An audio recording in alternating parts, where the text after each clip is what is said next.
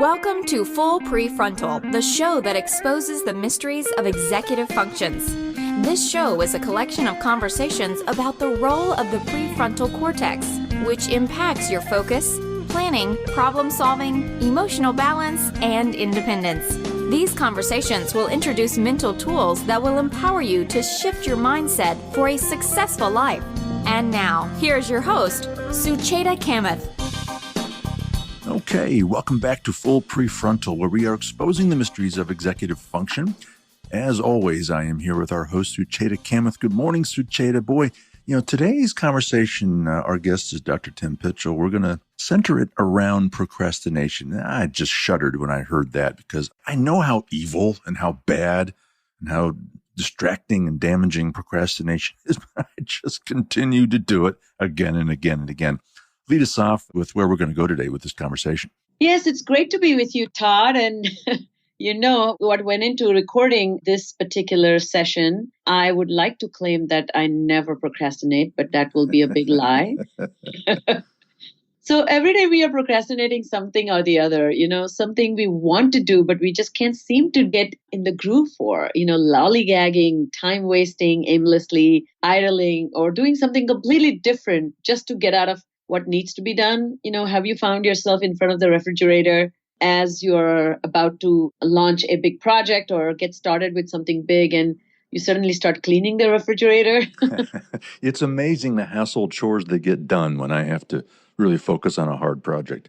Exactly. So I often find myself sucked into the whirlpool of get to it in a minute kind of problem. For example, this happened yesterday. I woke up in the morning and I was literally opened my eyes, grabbed my phone, and I had a push notification from Anthropology, which is one of my favorite stores. And guess what it said? It says, tell them you'll be late.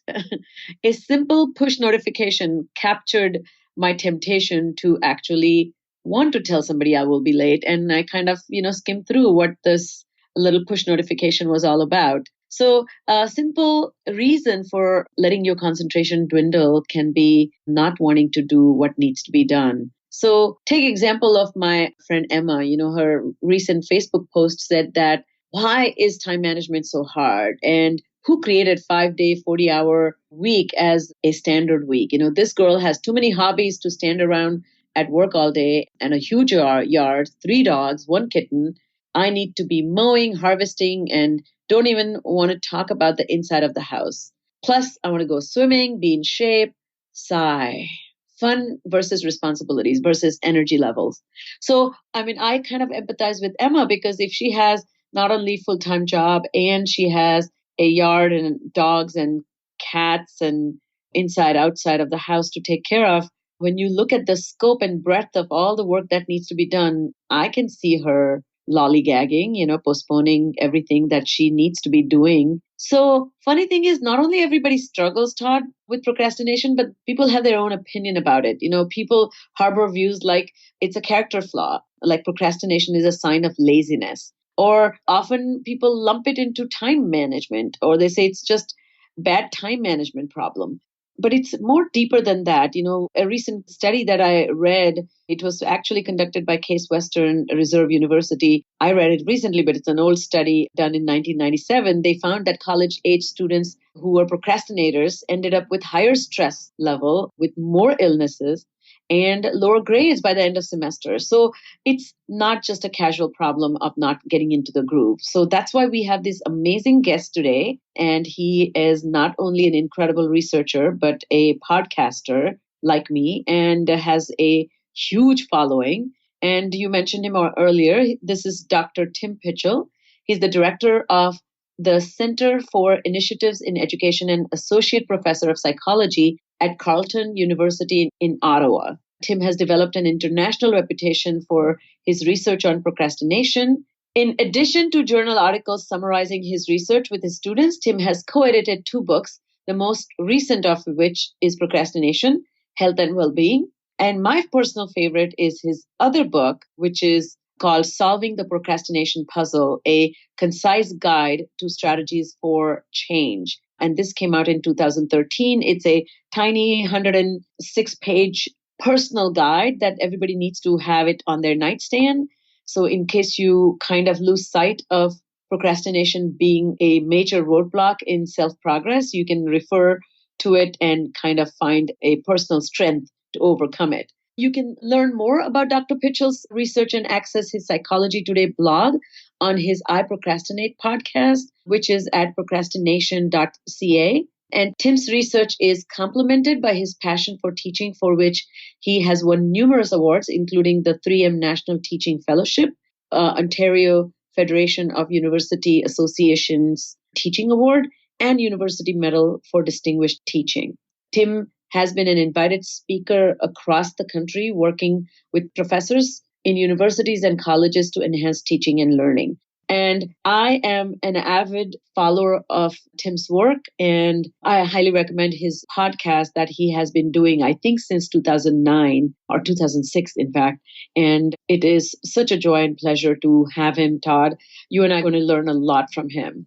Yeah, I'm very much looking forward to it. It's a conversation that I think every single person listening to this podcast will benefit from. So, excuse the joke here. Let's not procrastinate any further. Let's get to it. Here is Sucheta's conversation with Dr. Tim Pychyl.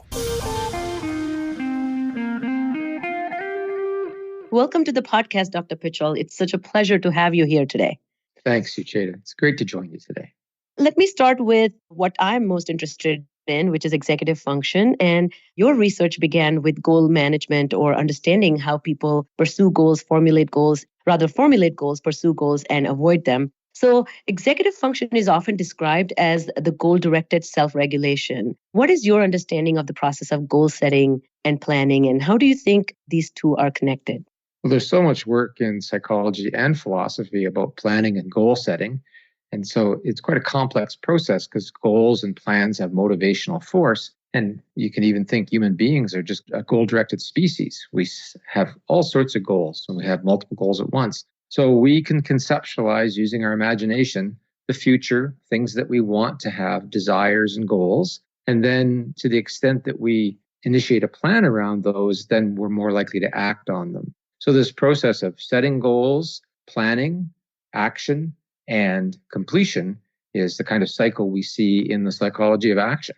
And it can break down. I mean, as you said, I was fascinated when I was doing my own graduate work with personal projects, personal goals, how we were achieving the things we were in our lives and how it made us feel. And it became painfully obvious to me. It was the things that we said we were going to do and never did, the goals we set that never acted on, that predicted a downturn in our well-being. So many models of goals and planning, but that's the gist of it.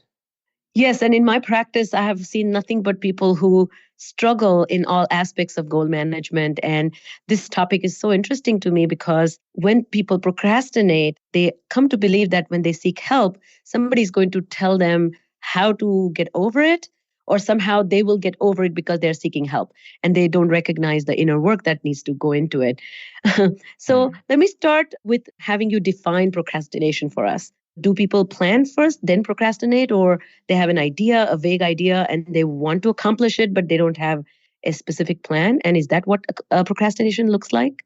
Well, I'm glad you jumped away from where we were at, because it's tempting to jump right to how to fix the situation.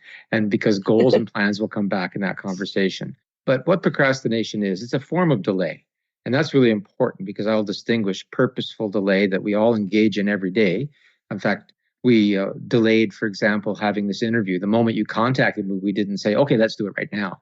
We set a date that fit both our schedules. And so we delayed until that point in time. And that's just part of rational action. But procrastination is a form of delay that's voluntary. In other words, I'm choosing to delay, but I'm aware that this delay will probably cost me. In other words, I set an intention to act, like, I decided last week that I should work on a certain report today. And today comes along and I voluntarily delay that, even though I think this isn't in my best interest. I'm probably going to pay for that. And I'm emphasizing probably because the world's not a perfect place. And of course, it may not harm me, but generally, all things considered, I think I'm going to be worse off for that delay. So procrastination is a negative form of delay. So I see you are emphasizing two important key points. One is purposeful and second is voluntary. So there are some circumstantial delays that, unexpectedly, if the flight got delayed and you were planning to go for a wedding, you just can't go. So that it's not just delayed, the task is canceled, so to speak. So something that you mentioned here about the purposeful delay. So there's some level of awareness, right? And that aware that you're procrastinating it. Not always. And I want to contrast purposeful delay from procrastination. So purposeful delay is that I've decided I'm putting something off and it's in my best interest to put it off because I need more information or other things are going on. And there's inevitable delay, like you talked about with a plane being late, right? It's inevitable that I'm going to be late because the plane was late, or I'm a busy dad. I have two fairly young children. And if the school had called today and said one of your children is sick, I would have delayed our interview today for the podcast, but it would have been an inevitable delay. It wouldn't have been that you'd say, well, Tim's such a procrastinator. So there's a voluntary nature to procrastination, but not always an awareness. And the reason I want to emphasize that is that procrastination itself can become a habit. So at the beginning, I might be aware, but later on, it's just that every time that something that I don't feel like doing comes up, my go-to coping strategy is avoidance or procrastination. So awareness isn't always key. And in fact, when we talk about how we might address procrastination, we'll have to come back to that too, because one of the first things we have to become aware of is the fact that that's what we're doing. We're coping through avoidance. I see. So do you mind explaining to our listeners from a psychological point of view, how is habit defined and how does procrastination become, like, what is the threshold when it becomes a casual procrastination to a habit of procrastinating? Well, habit is repetition, and habit is something that's non-conscious. So once something's established as a habit, it's something that we don't have to be aware of, as we said a moment ago, that really what's happened to you is that you've repeated this behavior and it's been rewarded in some way so that it becomes, as we would say, the prepotent response, or in other words, habitual. When the situation arises, this is the response. Now with procrastination, what that typically is that I face a task that I find aversive in some ways. So I find it boring or frustrating, or it causes me anxiety or fear or resentfulness, all these negative emotions. You pick your favorite one or add others. And my response to that can be habitual in the sense that as soon as I experience those emotions, I try to escape them using avoidance. So it's when it becomes automatic for us, a prepotent response, no thinking required, that we would say procrastination has become a habit. And it doesn't take very long, really, because we get rewarded for procrastination. If I'm facing a task I don't want to do and I put it off, I do get an immediate reward. Notwithstanding that later on, I'm going to pay a big price. But right now, present self benefits, and future self, well, who cares about future self? So certainly a kind of a tantrum, a psychological tantrum to emotionally unbearable emotional responses to something that is either going to be difficult or challenging. And is it always then a psychological response? Is procrastination a psychological phenomenon? I would argue that it is, yes. And I'd take it a step further and say that it's not really a time management issue. That's one of the big things that everyone will say, oh, you study time management. No, I don't. I actually study emotion management, because what we're trying to do is manage our emotions. You captured it there with that psychological response to something that I find upsetting or aversive, we would say. And that if I can escape those emotions, I will, because I want to feel good now. And that's got that tantrum quality. I like that word you used. That, yeah, I'm acting like a little kid. And we have a little kid alive and well in us. And in fact, we could, if we wanted to stretch it a bit, we'd say, yep, that's our limbic system. And children are primarily limbic system and not so much prefrontal cortex. But we all have a limbic system. And so I have that strong emotional response. And I don't want those negative emotions. So I cope by avoiding. And it's very quick to reinforce. Oh, thank you for clarifying. I think this is a quite common misnomer, at least in the way I see people are handling procrastination, particularly dealing with the young developing mind. So this is interesting to me that when we find something that we need to do, ought to do, but the way we need to do it or what goes into getting it done is quite anxiety provoking, or maybe it's not clear, or it's difficult, or it's boring. And then we procrastinate. And as we are doing that, do we forget about the goal that we are avoiding to achieve? Or is that still in the back of our mind? What is actual process in the brain if we understand it the way you see it now? There's a lot of cognitive dissonance there. In other words, that we had an intention, that we're now not acting on. And we don't like this cognitive dissonance. And cognitive dissonance is studied a great deal in terms of having an attitude or a belief that's opposite to the behavior. So my attitude or my belief is I should be working now, and my behavior is I'm not. And so we do our best to cope with that by trying to forget. In fact, we want to push it into the background or to rationalize that, in fact, our delay is a good thing. So we'll try to convince ourselves things like, I'll feel more like it tomorrow, or I work better under pressure. These are rationalizations to try to deal with the fact that what's provoked when we have cognitive dissonance is even another level of negative emotions. So the task created negative emotions. We resented it, or we found it boring or frustrating, or it caused anxiety. But then when we avoided it, those emotions go away, but individual differences come to play here. We can have other emotions like guilt and anxiety about not doing our work. Now, I say individual differences come into play because some of us are less emotionally stable, more worrisome, and we're more likely to grab by that. And others that are more easygoing, once they've put it off, it's out of sight and out of mind, at least for a little while, and they actually do feel good. So it does vary from person to person. But again, the notion there is that what's happening psychologically is cognitive dissonance, this discrepancy between what I said I was going to do, work on my assignment, what I'm doing, playing some game right now. And I do try my best to forget things. In fact, in some of our early research, we've even found that people who score high on self-reports of procrastination actually drink more alcohol as well. And we would argue that some of that is an activity that they're trying to push down their thoughts about the task at hand, to distract themselves. I see. So people who are less emotionally stable are more aware of their procrastination and the negative feeling or disappointment in themselves, and then they would like to numb it down with something like alcohol or drugs. And I see that a lot in my practice, particularly adolescent and adults with ADHD. There are a lot of coexisting behaviors that result from having some emotional challenge in dealing with the unanticipated, dealing with having to go into the depth of a task or having to analyze parts and whole. And, a lot of cognitive processes that go into organizing, sequencing, categorizing. And then the response is always of emotional frustration and disappointment, anxiety, anger. And then it's coped poorly with a lot of adaptive behaviors that are not acceptable. So do we see that? Is there a good understanding in the literature that how children's behavior with respect to procrastination and how it is similar or different from adults?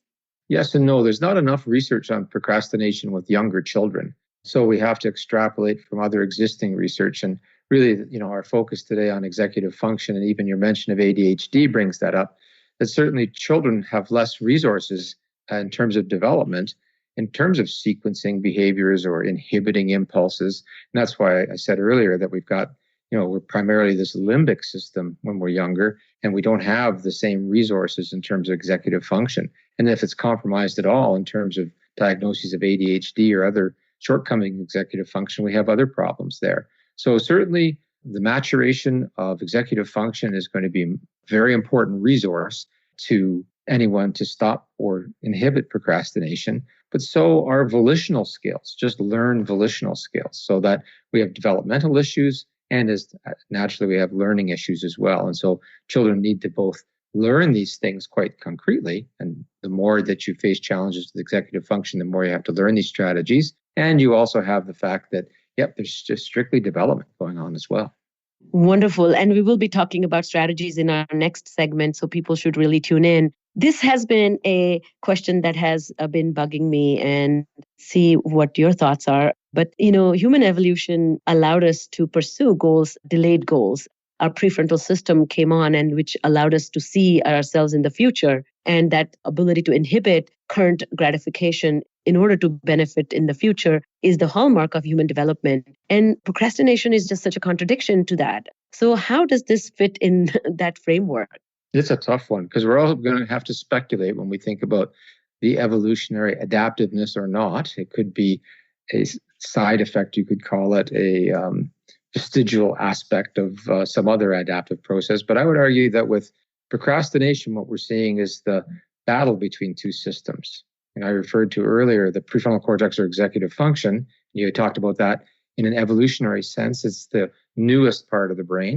And then we have this old, people will call the reptilian brain, the limbic system, and they're working at odds at times. So I'd like to feel good now is the primary focus of, let's say, the limbic system, that how we're feeling.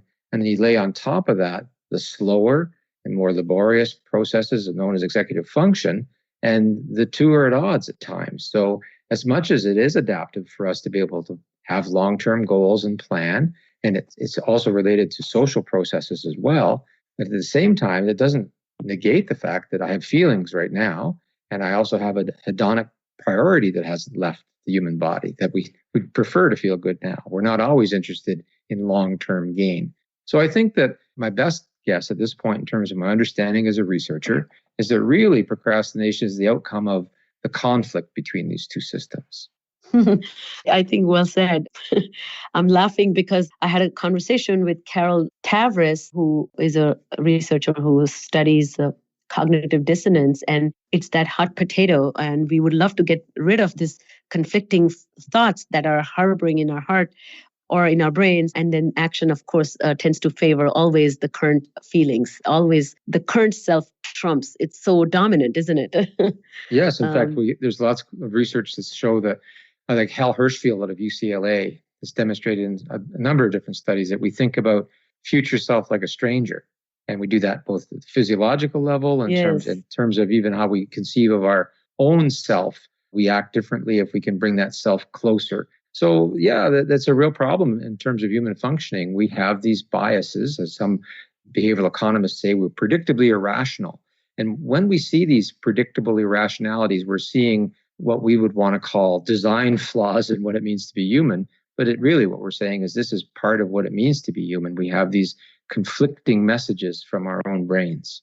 Yeah, so that brings me to another very important question regarding procrastination and the social context. What is the social psychology behind procrastination? I think when we procrastinate something, we are not affecting our future self. We are also affecting our surroundings, our goals that we may share with others. And in fact, we may be one part of the larger picture, and we withholding that piece or delaying that piece is causing a lot of pressure on the system of collaboration. So do you have any insights about that? Well, in fact, our most recent book was an edited collection of chapters. The book is called Procrastination, Health and Well-Being. And the first editor is a colleague of mine from Sheffield University in the UK, Fuchsia Sirwa. And she had done some research with Ben Giguère at Guelph University. And they took the first real social psychological perspective to procrastination. And it interests me a lot because they talk about norm-based approach to procrastination.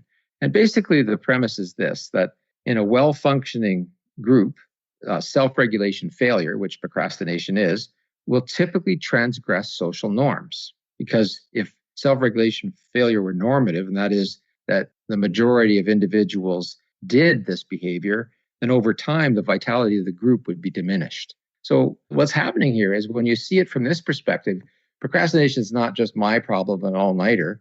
Procrastination signals to the group that you really can't be trusted. Like we can't put faith in you in that you will reciprocate, for example, or you'll be there for us during tough times.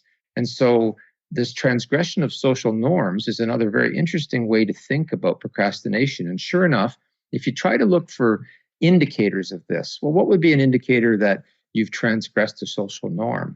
Well, an emotion like shame, because you realize that you're doing something that is a transgression to others, and guilt. So shame and guilt are highly correlated with procrastination. And we're seeing this as, from this perspective, as evidence, the fact that procrastination is a violation of a social norm. And in some ways, it might even relate to the evolutionary question you asked me. So where does this come from? Well, we see in the major personality traits indicators of traits that we value in others. And one of them that we don't value very much is not being dependable and having self-regulation problems. So that's really the broad brush of understanding. So how can we understand procrastination from a social norm perspective? And I think that a lot more research should be done in this area. Yeah, this just got me thinking about, in my family, I have two boys and they are young adults. They're in college. And I texted them about information about your blogs and your book and all the amazing research you are doing, because I think it's such a applicable topic and it really profoundly affects all of us on a daily, particularly as you mentioned, when we are trying to accomplish multifaceted goals. And I asked both my sons to send me a quick list of things that they're trying to avoid as we speak. So I said, this will give me a chance to talk to Dr. Pychyl.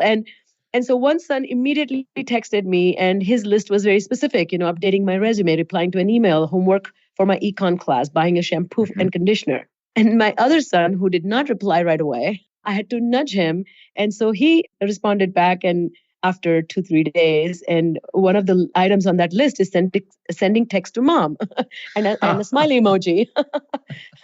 So I think the conversation I'm going to have with them about this. So why do we avoid tasks? Why do we delay this? Is this a personality issue? Is it a task-related issue? Is it a thinking failure? Or is it a lack of willpower, motivation, ability to push oneself? The interesting thing about it, and the thing that keeps me so interested in the topic, is it's all of the above. Now, first of all, it's person by situation, of course, because we can never have a personality without a situation that they're in. And so, for example, if I'm someone, as I described earlier, is highly emotionally unstable and maybe very low in conscientiousness, particularly low in conscientiousness, we see that as a strong predictor of procrastination. Because what is conscientiousness but another word for many of the executive functions? Because you're planned. If someone's high in conscientiousness, they're planful, they're dutiful, they're organized. And so if you lack those things, then many things come off the rails when you're trying to have goal pursuit. But if you add to that worry and things like that, now you've got this very strong emotional reaction to things. When I listened to your son's examples, what interested me so much is that on the one hand, I can see exactly why someone would say I'm procrastinating and getting my CV together, because it can be linked with some deep existential angst and uncertainty of, will I get a job and what will my life be like? And I don't even really know what a good CV is, particularly for this circumstance. And certainly in research, we see uncertainty as a high correlate of procrastination. When we're uncertain, we're fearful, and then we just want to avoid it. At the same time, when your other son talked about, tongue-in-cheek, he said, well, texting back to mom, I think of my own son. When he was about 6 years old, I said to my son, it's time that you started making your own bed. He said, I don't feel like it. I don't want to. And I thought, am I going to have this fight today? Because this is not going to go very well. So I played a little trick on him. And I said, hey, Alex, how'd you like to make $1? He said, you'll pay me $1 and make my bed? I said, no, I'll give you $1 if you can count to 10 before I make your bed. He said, really? I said, yeah, but you have to count 1001, 1002. So basically in seconds. So we practiced for a moment. So he got the counting right. Now he has a single bed with a sheet and a duvet and a pillow. And he learned very quickly. Yeah, it took me 6 seconds, not even going very quickly, to make his bed. And he said, I don't get the $1, do I? And I said, no, but what did you learn? He said, it takes 6 seconds to make my bed. I said, exactly. And I think you would have fought with me for an hour about making it. And that takes me back to the story of your second son. So when we procrastinate on these little things like answering mom's text, it's the strangest thing to me. And I don't think we completely understand it yet at all. But we create this momentous task out of it, like the bed making or putting away dishes or picking up socks, that literally takes seconds. And in fact, if we can just get started on it, we're there. And so with your second son, I find it really fascinating that even put that off. So there's many layers to this. So I talked about person and situation. It's certainly the way we think about things. We can catastrophize and make things worse than they are. We've seen that in some very early research we did with experience sampling, where we put pagers on students. And early in the game, when they were avoiding their tasks, they'd say, oh, I work better under pressure and I'll feel more like it tomorrow. But finally, we'd page them and they were doing the task they'd been putting off. And none of them spontaneously said things like, no, I'm so glad I waited till now because I work so much better under pressure. Instead, they were saying, I don't know why I didn't start earlier. This is not nearly as bad as I thought. In fact, we even saw that in statistical appraisals of how difficult or stressful or non-enjoyable tasks were. Their appraisals change once they get started. So it is the way we think about and construe our tasks. So all of these things can conspire. And if you put them all together, of course, you can get that proverbial perfect storm for procrastination. So all of these things play a role. Wow. Well, this just made me think about my experience with my clients, that there are many students, many clients that I work with have difficulty conceptualizing or visualizing the future self, but they also have difficulty conceptualizing and visualize the task in its complete state. What does a completely well-made bed looks like? What does sink without dishes looks like? So it is you're working your way backwards. So the planning, and when I do the planning training or goal management training, one of the things that I always tell parents, for example, is take the picture of a bed when it's made to show them what the target looks like. So we can, this understanding of how to do halfway and not feel anxious that I didn't do it all the way, particularly for those who are perfectionists and those who are, push off the starting point. They can have some starting point, like you showed it to your son so beautifully. So I've kind of said that, the pillow is right here, the duvet cover is right here, and then the sheet is right here. So let's say if you had to divide this into 3 parts and you don't have time to do all of it, which one part you will do that's easy and manageable. So giving the full complete picture of a well-made bed as a target, and then teaching people to do piecemeal so that they learn to manage the anxiety that goes into not wanting to start. I find that very helpful to people as I'm training them. I think that's brilliant. And I would encourage listeners to stick around for the second part, because I want to build on that too, because I know from research that if you try to think of a whole project that's much bigger than that, like a thesis, it can freeze you in your tracks. So we do need to add a piece later on about, okay, it's one thing to understand, okay, this is what a final thesis looks like. And then you look at those 200 pages and go, oh my goodness, how am I going to do that? And so that's a piece of the puzzle we can address in the second part. So as we end, is there any upside to procrastination? Probably a foolish question, but what are your thoughts about that? Well, I'm glad you asked that question. It's not foolish at all, because almost every reporter sooner or later asks me that, because there's been terms described even in the research literature, such as active procrastination. And just this past January, we published a paper demonstrating that this is this is an oxymoron, active procrastination. Really, these people aren't procrastinators at all. They use delay, but they use delay with the awareness that they can still pull it off well, and they're not going to be upset by it.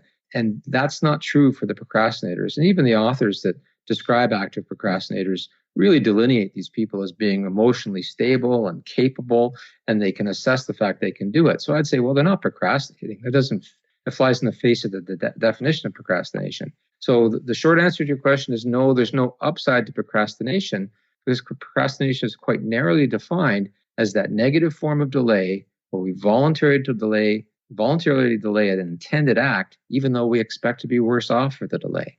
And all the other flavors of delay should be distinguished from that, because delay is part of our lives. And if we only have one word, procrastination, to define all forms of delay, then we're going to feel horrible about ourselves. Thank you so much for your incredible explanation. And most importantly, I'm so grateful for you to dedicating your life to studying procrastination, particularly in 21st century. It has become even more relevant. And I really appreciate you being on the podcast today. And I can't wait to get started with the second part, because you will be telling our listeners what can we do, since they probably are suffering from procrastination just as you and I are suffering from procrastination. So thank you so much, Dr. Pychyl, for being on this podcast today. It's my pleasure.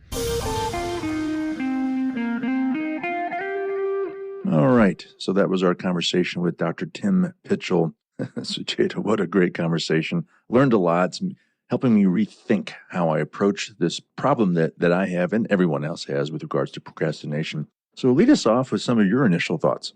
So all I can say, Todd, is procrastination is real, and it is a real problem. So when managing executive function disorders, we cannot ignore the client's tendencies to procrastinate. It is not something they are doing because they are disorganized. This is a deep emotional connection, and everybody who's dealing with executive function or executive function related disorders must understand the psychology behind it. So let's review the definition that Tim was talking about. Procrastination is a needless but voluntary delay and of an intended action in spite of knowing full well that it will cause harm or will prove to be disadvantageous to self. And so the key feature of procrastination, as I have now come to understand that we all need to think about, is the delaying that happens here is needless, but it is deliberate. So it's such a contradiction, right? You make the goal, then you should have no reason to delay. But then you are delaying because the goal you made is important, but what goes into pursuit of that goal is painful. So we are also very aware that it will cause harm. And the harm is not so much physical harm as you can imagine. It's a harm because we are not going to accomplish the very goal that we want to accomplish. So this delay, which is the procrastination itself, is a coping mechanism to handle the uncomfortable feeling the task or intended action generates. So that's where the true, psychological growth is, to understand that there is a goal, there's an intention, and then there's a delay because that intended goal hurts. So as you heard Tim was saying that there are other types of delays. They are not the same as active procrastination, though. For example, an unintentional delay in getting something done. So, for example, you were planning to pick up the laundry, but your car wouldn't start, or you have a flat tire on your way. It's an unintentional delay. It does postpone, so to speak, the intended action to further future in time, but that's not an intentional delay. And the second part is that the necessary but needed delay. That means, for example, you have a plan to go to the bank, and then that morning you wake up and your child is sick. So now you have to make an urgent appointment with your doctor, and then going to the bank gets postponed. So certainly procrastination needs to be understood with that kind of clarity, that it is certainly very, very much related to the needless but voluntary delay.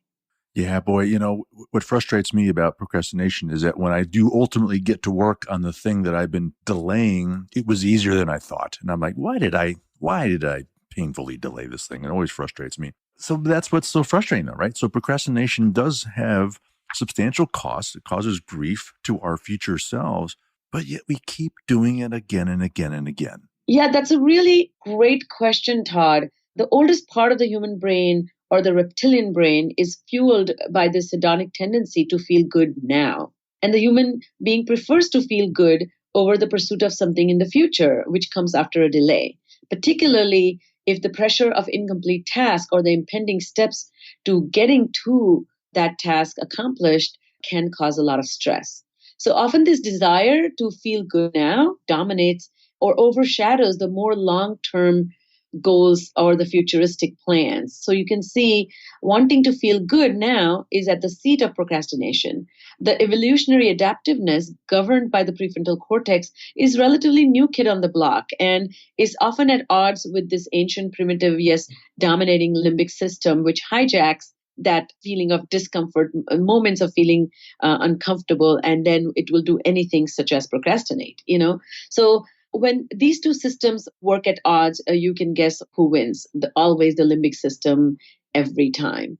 And that's the reason that we, again, in my work, we do something called metacognitive training, which is making people aware of the intentional control they have over not just their intended future task, but their emotions as well. So the mature prefrontal system, of course, learns the volitional skills of self-control and kind of resisting the temptation to give into feeling good. And that, of course, requires a lot of hard work. And that is why handling procrastination is as much work as, enduring the pain of having to do the tasks that are difficult, which kind of develop this urge to procrastinate, so to speak. So can improved habits help here? And if so, how should one connect procrastination with habits? Yeah, that's a very good question. This is what I was thinking about, that procrastination is the highest form of self-sabotage. And when we procrastinate, we undermine our pursuit of goals or even happiness for that matter, right? So the act of procrastination comes from a deep reluctance to act because it's driven by emotions of discomfort, anxiety, uncertainty. We will do anything to avoid the pain that goes with the unknown, or pain that goes with hard work. Like diving deep is really, really, I don't want to say use the word painful here, but requires deep work, and deep work can be exhausting. And so with the prospect of, taking on something exhausting can be really worth, wanting to avoid. So from the executive function perspective, we have to be deliberate and intentional. We can do that by activating the regulatory part of the brain that is in charge of planning, taking decisions, delaying gratification, and seeing the big picture. So what starts as coping mechanism to handle stress and discomfort runs the risk of becoming a habit, which is much more internalized and subconscious, So procrastination can become a automatic, natural process of avoiding pain and discomfort. So the way to manage that I see is great habits. That means I have a habit of making my bed, or I get up in the morning. I talk a lot with my clients about developing 3 mental habits of reviewing routines and then creating a mental map of a passage of time and reviewing at 3 intervals during the day: the end of morning routine, midday routine, end of the workday routine, and those who can afford it, end of the night routine. So routine is that intentional pause to view what got done and anticipate what is going to be needed to be done, and creating kind of a roadmap and concrete plan. And that concrete plan can also become a stress reliever. So the habit of reviewing plans that you make can also inoculate you from the pain of procrastination. But it sounds like procrastination is not the opposite of being good at practicing time management, right? And it doesn't sound like it can be remediated with your traditional time management strategies. I see this in business world that people are using time management word a lot, and they talk about overcoming procrastination as if it's failing to understand the importance of time. And that's really not the case. So business strategists are saying that, 5 ways to manage your time better, and none of them actually address the psychosocial emotional issues of the reptilian brain wanting to feel good now. It says, oh, yeah, why don't you make a good plan? Well, what if you don't know what exactly to do? And so, yes, from that point of view, I think procrastination is different from time management problems. And those who procrastinate do not suffer from lacking the sense of time as the only sole problem. So recently I came across this wonderful poster which depicted average human life of 85 years in this illustration of rows and columns where there are 52 weeks in a year and then 85 years. And every day you cross off 1 week as you go through time. And as you cross off, you realize that, wow, I have a very limited time. So managing time in that sense requires you to have a great sense of the big picture of time. And, the way I think about time is truly one very important non-renewable resource. And if we invest our energy to understand the importance of time, then we can actually understand that the delay caused internally by the pain that comes from having to engage in the task is futile, and we must not waste any more time with the fear that we have when we have the goal. So either we go back to evaluating the goal, or we go back evaluating the task and how to execute it, rather than just harbor on using time management techniques such as putting a timer alone, because that wouldn't help solve the problem of, particularly in the context of procrastination, of the pain and fear that is associated with having to take on the challenging task. So talk to me about procrastination and an existential crisis. Yes, Tim talked about this, and there's a lot of philosophical connection in his work.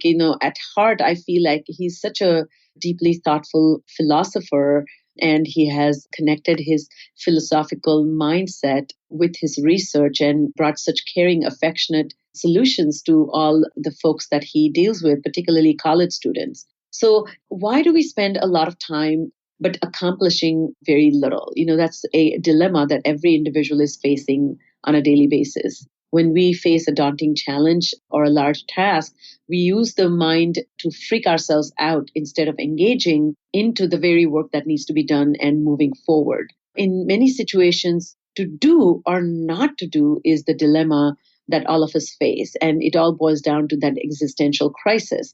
Man has always struggled with it, and he's often trapped pondering over these questions like, what is the meaning of life?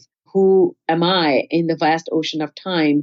Why am I here? And why does this matter? What small things that I'm trying to complete here? How does this matter? And again, I'm going to bring another artistic reference here. One of my favorite artists is On Kawara. He's a Japanese artist. And I was traveling in Switzerland, and I went to Art Basel, and I saw this in an exhibit. He has produced an artwork called 1 Million Years. It is a 2-volume collection of books. It's made up of 2,000-page book one is labeled past, and the second is labeled future.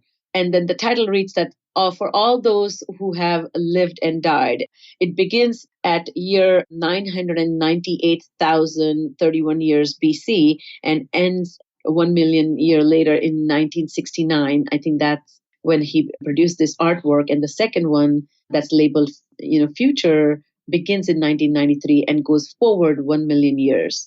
In this book, there are 10 columns, 5 blocks of 100 years. Each block contains 10 lines, and you flip this page and boom, in 2000 pages and a million years are over. And when you open to the, 2018, for example, you realize that's a tiny dot in the passage of time. And so, religion talks very much about this idea, describes this idea of sloth in the religious context. That's why we hear a lot about wasting time being a sin. As I was preparing for this podcast, takeaways, and my discussion with Dr. Tim Pychyl, I got connected with a lot of my friends from various religions and to see what their religion says. And in Hinduism and in Sikh religion, we have this wonderful poet, Kabir, who says, Kal karo so aaj karo so ab, pal mein, mrityu hoega, kaj karega kab. So it says that do anything that you intend to do it right away. And there's no need to wait for one to start a good deed because life is passing by. My Buddhist friend, Gareth, shared his thoughts on Buddhist views. And Gareth, he talked about time-wasting behaviors. In Buddhism, there is a general admonition that a human birth is rarely encountered, and as often as a turtle coming up in the ocean and happening to put his head through a floating ring. That's how rare human birth is. And it's incredibly precious since it is in the human life that we have the opportunity for enlightenment. And we share this philosophy in Hinduism as well. So, Garrett shared this wonderful Buddhist prayer with me by Roshi Jetsunama Tenjin Palmo, and it's called the Song of Spiritual Change. It says, do not deceive yourself with laziness, which thinks to practice tomorrow or the next day, or you will die praying for help. Quickly help yourself and take the essence of truth. So what I'm trying to say is it's really, really example that existential crisis happens when we are truly questioning the very essential step that at one point was important to us, and we committed to achieving that goal through that step, but we are now hesitating to act on it. There are lots of forces that are encouraging us to act, and that's the one and primary solution to overcoming procrastination. Holy smokes. Well, lots to think about there. Goodness. So, Sucheta, before we go, any final thoughts? Yeah, executive function is doing. It's all about doing. And in knowing what needs to be done and doing what needs to be done. It is not about knowing. And I always say this to people that if we want to master executive proficiency, we need to really master the art of engaging and engaging now without any hesitation. So the secret there is to do and not just to sit with the idea, I should, I could, I must. Not knowing how can be a huge barrier, and working on those barriers is the essence of mastering executive function. So I hope all the listeners here can say to yourself, I know too much. I better not procrastinate. I need to make use of every bit of time, a small window, a tiny opening, a slice of unaccounted time or unexpected free spot. I must make use of it. And the minute I know I am stalling, then the only thing I need to do is take action. So when you find yourself in the middle of putting something off, ask yourself, what emotion is this task invoking in me that I am wanting to avoid? What is hijacking my engagement? And what's the so in this task that's causing this aversive response? Subscribe to the act now philosophy. Let's say you are overwhelmed by having to get a response to somebody and you haven't done the research. Take the minute to formulate an email, which takes probably 5 minutes. Take a minute to look that person's email and send that and saying, you know what, I'm going to get back to you in a day because I'm looking into it. So this acting into a step, even as you are handling the bigger steps can be very, very helpful. So in the thick of it all, remind yourself that the opposite of procrastination is well-being. And that's where we must move. That's where the success is. And that's where true joy of compensating for this existential crisis that we all are likely to suffer from. Wow. Great stuff. Great stuff. I always say to myself, just start, buddy. Just start. Because once you start, you get some momentum, then everything changes. All right. Well, that's all the time we have for today. On behalf of our host, Sucheta Kamath, and all of us here at Cerebral Matters, thank you for listening. We'll look forward to seeing you next week for our second conversation with Dr. Tim Pychyl, and we'll see you next time on Full PreFrontal. Thank you for listening to Full PreFrontal, exposing the mysteries of executive functions. To contact our host, Sucheta Kamath, and learn more about her work on improving executive functions, visit her website at cerebralmatters.com. That's cerebralmatters.com. Tune in next week for the next informative episode of Full PreFrontal.